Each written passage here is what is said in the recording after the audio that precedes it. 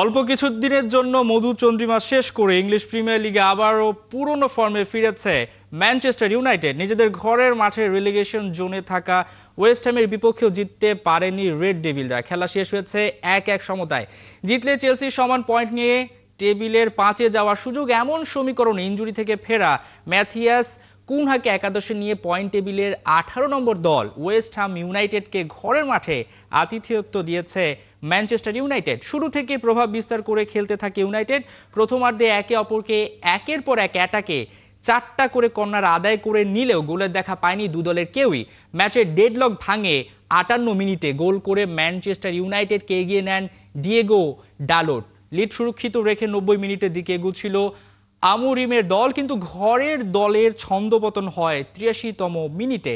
Midfielder মাগাসার গোলে ম্যাচে সমতা পায় ওয়েস্ট হ্যাম। ড্র নিয়ে পয়েন্ট টেবিলের 8-এ থেকে ম্যাচ শেষ হয় ম্যানচেস্টার ইউনাইটেড সমর্থকদের।